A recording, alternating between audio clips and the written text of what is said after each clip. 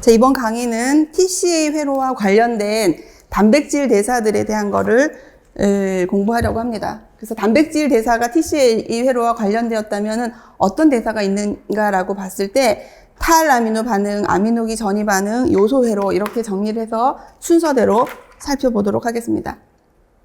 자, 단백질 대사는 앞에서 우리가 TCA 회로의 마지막 말미에서 얘기했듯이 TCA 회로에 있는 그 수많은 기질들, 탄소 골격들을 통해서 분해가 될 수 있어요. 그 물질이 될 수 있다라는 얘기죠. 그래서 여기서 보시면 각각의 아미노산들의 이름입니다. 볼게요. 노랗게 되어져 있는 것과 빨갛게 되어져 있는 것은 무슨 이유가 있겠죠, 그죠? 그래서 여기서 루신, 리신, 페닐알라닌, 트립토판, 티로신 같은 물질은 대사가 돼서, 예를 들어서 여기서 대사라고 하는 것은 이화 대사를 얘기를 하는데, 얘가 분해가 되면 아세토, 아세틸코에가 될 수 있는 물질들이고, 또 루신과 이소루신과 트립토판이라는 아미노산이 분해가 되면 아세틸코에라고 하는 물질이 될 수 있다라는 겁니다. 각각 전부 다 여기에 있는 기질들이 될 수 있는 아미노산을 구분해 놓은 표라고 보시면 돼요.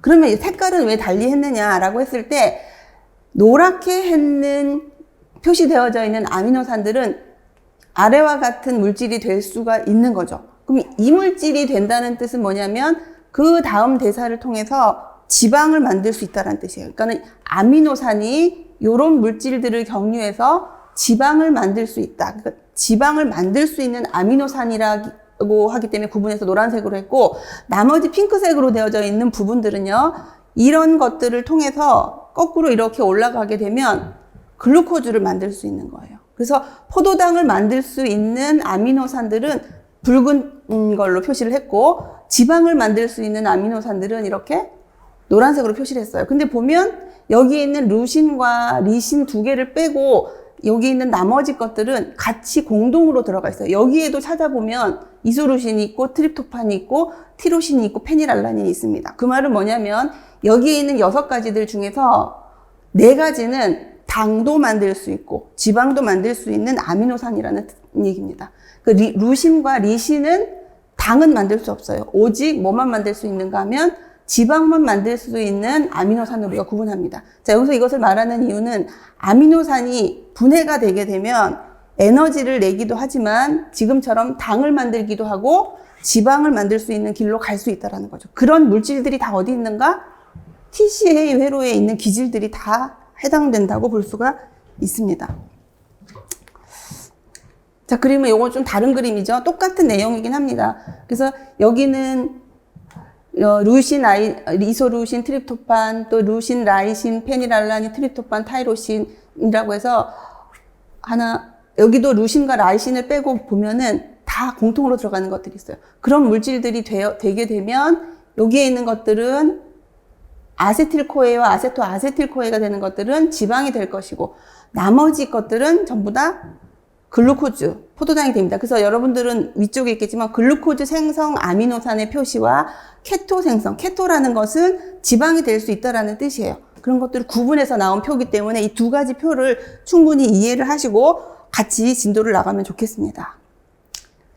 자, 그러면 이 대사에서 아미노산 대사에서 제일 첫 번째로 우리가 하려고 했던 게 탈아미노 반응이에요. 그래서 이 탈아미노 반응이 진행이 될 때 가장 쉽게 얘기를 하면 여기 있는 아미노산을 먼저 보겠습니다. 아미노산이 여기 꼭지에 있는 것이 탄소죠.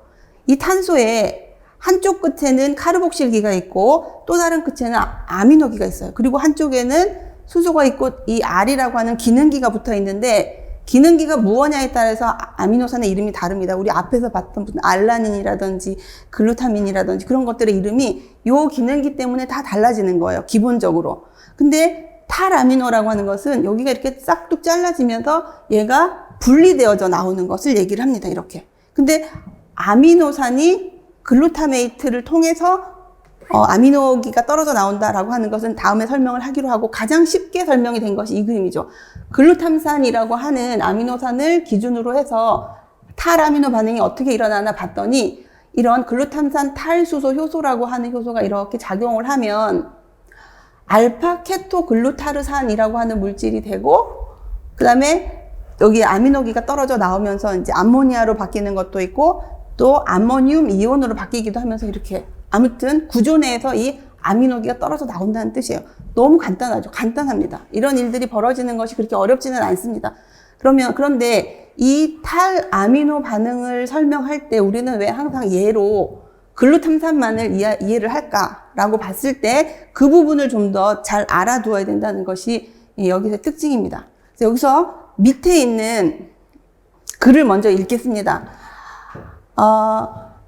여기 있는 알파기에 아미노기가 있는 것은 글루타메이트의 산화적 탈아미노 반응에 의해서 암모늄 이온으로 전환이 됩니다. 라고 얘기한 것은 이 대사를 통해서 나오게 된 이 물질을 얘기를 하는 거예요. 근데 여기서 중요한 것은 이것의 말이 아니고 수많은 아미노산들은 자기가 가지고 있는 아미노기, 여기서는 이제 암모니아로 보여지고 암모늄 이온으로 표시를 했는데 이런 것들은 그냥 잘려서 아까 했었던 것처럼 아미노기 부분이 잘라져서 단독으로 되는 게 아니고 우선은 자기가 가지고 있는 아미노기를 알파케토글루타르산이라고 하는 물질한테 전달을 해야 돼요.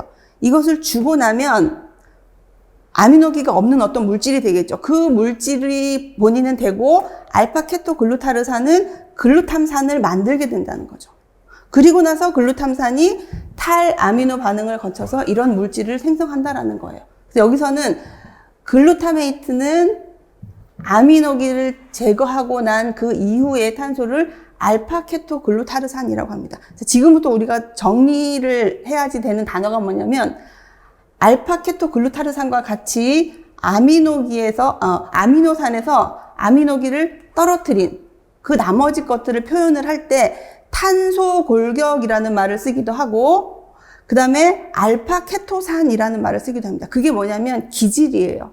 아미노기를 떨어뜨린 나머지 것들을 통칭해서 말하는 건데 글루탐산도 마찬가지로 아미노기가 떨어지고 나서 남은 것들을 알파케토산이라고 하기도 하고 탄소 골격이라고도 하는데 정말 그런 걸로 대표되는 이름의 진짜 이름을 보면은 글루탐산은 알파케토글루타르산이 됩니다. 근데 문제는 이 화살표가 양방향입니다. 양방향. 그 말은 알파케토산이 있었는데 여기에 아미노기가 붙게 되면 글루탐산이 될 수 있다라는 뜻이에요.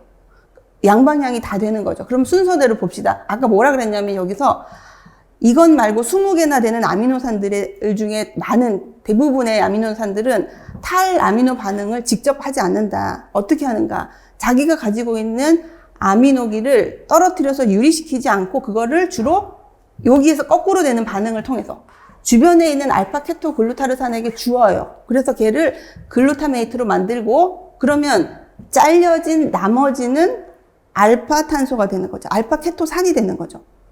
탄소 골격이 되고 자기는 자기 길을 따라서 가는 겁니다. 그래서 이 과정을 정리를 해서 이해를 해야 돼요. 그래서 나중에 요소회를 할 때 이게 굉장히 중요한 거기 때문에 정리할 거는 뭐냐. 우리 몸에 많은 아미노산들은 직접적인 탈아미노 반응은 하지 않는다. 가지고 있는 아미노기를 알파케토글루타르산에게 주어서 얘를 글루탐산으로 만들고 그리고 그 다음에 다시 글루탐산이 거꾸로 탈아미노 반응을 하면서 얘를 버리게 만든다라는 거죠. 대신해서 버리게 만든다라고 이해를 하시면 됩니다. 조금씩 더 나오니까 보겠습니다. 여기 보세요. 어떤 아미노산이 있었는데 아까 있었던 그림이죠. 그래서 여기서 얘가 글루타믹 애시드에게 주어서 만들어진 것이 글루탐산이라고 하는 아미노산이에요. 그러니까 여기 빠진 게 뭐냐면 알파케토글루타르산에게 먼저 주고 그것이 글루탐산이 되면 그 글루탐산이 탈아미노 반응을 거쳐서 아미노기를 배출하게 된다. 유리 상태로 배출하게 된다라는 정의로 봅니다. 그렇다면은 방금 여기서 봤었던 아미노산이 글루탐산으로 넘어가는 것은 그냥 저절로 될까? 그걸 묻게 되죠. 그 과정은 바로 요 다음 단계 배우는 아미노기 전이 반응입니다. 그래서 한 단계씩 보고 나중에 다시 통합해서 설명을 해드릴게요. 봅시다. 아미노산 대사 중에 아미노기 전이 반응은 방금 얘기했던 것처럼 알파케토글루타르산과 어떤 아미노산이에요. L아미노산이라고 했던 것은 이 알기가 정해져 있지 않기 때문에 대부분의 아미노산이라고 보시면 됩니다. 그래서 알파케토글루타르산과 어떤 아미노산이 아미노기 전이 반응을 하면 이렇게 되면 알파케토글루타르산이 얘가 가지고 있던 걸 받아서 붙여요. 여기다 딱 붙이면 글루탐산이라고 하는 아미노산이 됐습니다. 그럼 얘는 여기 잘려졌으니까 더 이상 아미노산이 아니에요. 그걸 우리는 알파 케토산이라고 얘기한다 그랬죠. 다른 말로는 탄소 골격이 됩니다. 그럼 이 탄소 골격이 어떤 일을 하는가?